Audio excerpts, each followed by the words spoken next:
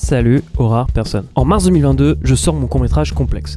Et dans la foulée, je mets à l'écrit l'idée de ce que je voulais à ce moment-là être mon troisième film. Une fois le scénario terminé, je passe au storyboard, le découpage technique, recrutement de l'équipe, etc. On prévoit le tournage en été 2023 pour une sortie en début 2024. Bon, histoire de combler l'année 2023, je travaille en parallèle sur Le Temps d'un soir pour que je continue de faire un film par an. Par la suite, j'annonce carrément sur la chaîne YouTube la future mise en production de mon prochain film sur lequel je travaille depuis mars 2022, qui sera un long métrage du nom de L'Artiste. Nous arrivons en août 2023 et nous entamons le tournage de L'Artiste pour une durée de 3 semaines de tournage, mais nous rencontrons un gros problème dès la première semaine. Il nous manque un acteur. ouais, vous avez compris, hein, on est parti en tournage, il nous manque un acteur, carrément. Voilà, plus précisément, nous avons un acteur qui nous a lâché à la dernière minute. Nous sommes donc partis en tournage en espérant de trouver un nouvel acteur avant le jour où nous n'aurons pas le choix de tourner avec cet acteur manquant. Le personnage est passé entre 5 personnes qui ont dit oui avant d'annuler au dernier moment. Après une semaine complète de tournage, on s'est tous regroupés pour une réunion de crise. Est-ce qu'on continue d'aller droit dans le mur, dans un film qui nous échappe complètement, ou est-ce qu'on s'oriente vers un script qu'on a déjà tout fait, réalisé en moins de 2 semaines, avec moins d'acteurs? Oui bon, la note d'espoir, j'arrête tout de suite, hein, mais on a vraiment tourné dans un urbex et 2 jours avant la fin du tournage, on s'est fait cramer par les flics, réussi par se cacher, mais dans l'histoire, on s'est tout de même fait piquer les documents réunissant nos plannings ainsi que nos noms, prénoms, numéros de téléphone. Je vous appelle, on a retrouvé votre pochette avec votre nom, votre numéro de téléphone et tout le script de l'urbex que vous tournez, donc est-ce que vous pouvez me rappeler à ce numéro que vous puissiez me l'expliquer? Merci, au revoir. Ah là là, voilà. Bon, en gros, voici le contexte dans lequel le solo s'est réalisé après une très grosse désillusion. Et on est en décembre 2023, je sors plus rien, je fais pas grand chose, je continue bien sûr ma vie personnelle, hein, ma vie s'est pas arrêtée, mais en tout cas mes productions, il y a effectivement eu un avant et un après la défaite de l'artiste. Tout ça pour dire qu'en décembre 2023, je vois le festival Première Marche à 3, je souhaite envoyer mon film Le Temps d'un soir, mais il dure 14 minutes. Et le festival ne souhaite pas prendre de film de plus de 10 minutes, générique compris. Et la date de rendu est pour le 9 janvier 2027. J'ai mis... Quoi? J'ai dit 2027. Qu'est-ce que je raconte? 2024, voilà. Non, le janvier 2024, voilà. Et en gros, si je veux absolument envoyer un film, je dois réaliser un film de moins de 10 minutes, qui doit être fini avant le 9 janvier. Et puis tout seul, hein, car je suis sur 3 et personne n'est disponible, et puis c'est après les fêtes. Donc pour récapituler, c'est impossible. Sauf si j'écris un tournage simple, qui prévoit d'avance un mec qui se parle à lui-même à travers un double. Un double? Putain, mais c'est bien comme idée ça. Ouais, en gros c'est comme ça hein, que l'histoire s'est développée. Faire un film seul était aussi un moyen de se prouver à soi-même que je pouvais encore faire des films. Alors bien sûr, ça va être compliqué d'illustrer ce qui a été fait durant le tournage, parce qu'encore une fois, quand t'es tout seul sur un tournage, t'as pas trop envie de perdre le temps à prendre une caméra à part et d'expliquer ce que t'es en train de faire à l'instant T, quand déjà ça te prend la tête.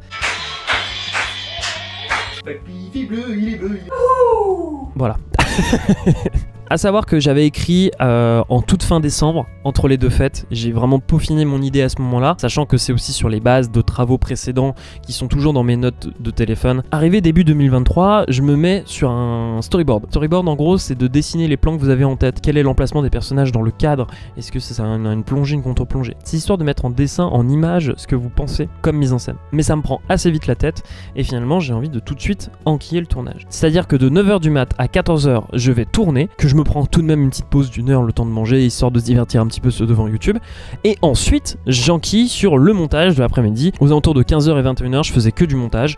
Après, j'enquillais sur manger et regarder mon film du jour. Et j'ai fait ça pendant 3 jours. Tous les jours, du 2 au 4 janvier, j'ai tourné le matin pour ensuite enquiller sur le montage l'après-midi. J'ai réussi un pari qui était de partir du postulat de faire le film en 3 jours, et à croire que j'ai réussi le pari. Mais c'était pas sans souci. Déjà, le fait d'avoir tourné le matin et ainsi que monté l'après-midi a été un avantage pour les 2 jours suivants.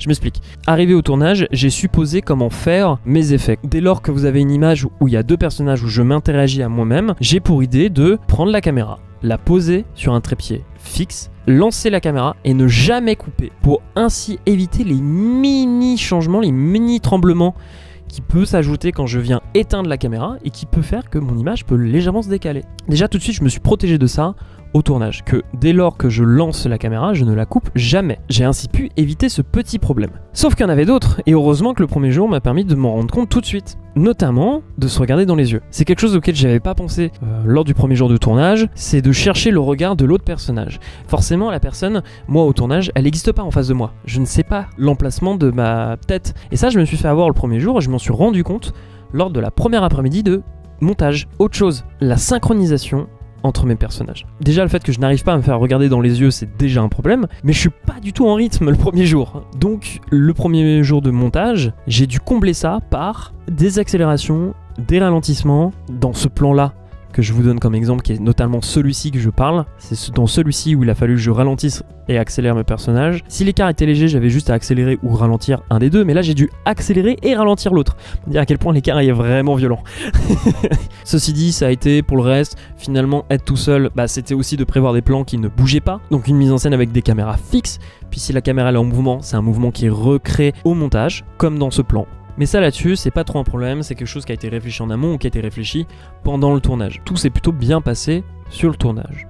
Non, là, la plus grosse galère, c'était le montage, bien sûr.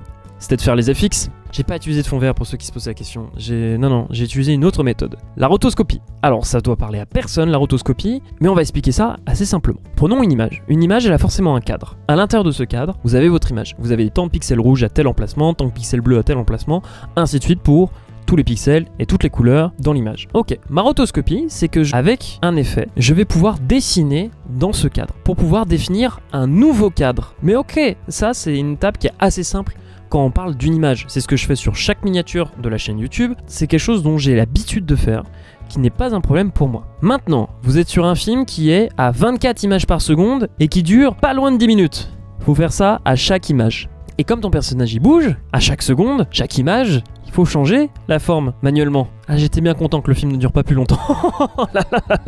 Oh non, mais ça aurait été une partie de plaisir. Et c'est donc comme ça qu'a été réalisé surtout les FX du film. D'où la nécessité de ne pas bouger ta caméra. J'ai au tournage lui-même souvent alterné entre ma caméra et mon téléphone. Mon téléphone que j'utilise pas spécialement pour tourner des films, mais dans certains cas, la caméra, elle était pas possible d'être installée pour les séquences qui se passent à l'intérieur du réfrigérateur. C'est mon téléphone en ultra grand angle que je pouvais voir tout l'intérieur du frigo, alors que la caméra, j'aurais juste vu la porte s'ouvrir et ça aurait été beaucoup plus difficile au spectateur de saisir que c'était l'intérieur d'un réfrigérateur et pas d'un simple placard. Donc oui, on peut mixer un film qui utilise un téléphone pour filmer et une caméra par moment. Il faut juste savoir le mixer plutôt intelligemment. Faut pas mixer dans tout et n'importe quoi. Il faut réfléchir à ce que ça perde pas trop le spectateur. Et vraiment, n'oubliez pas, vous pouvez faire un film tout seul.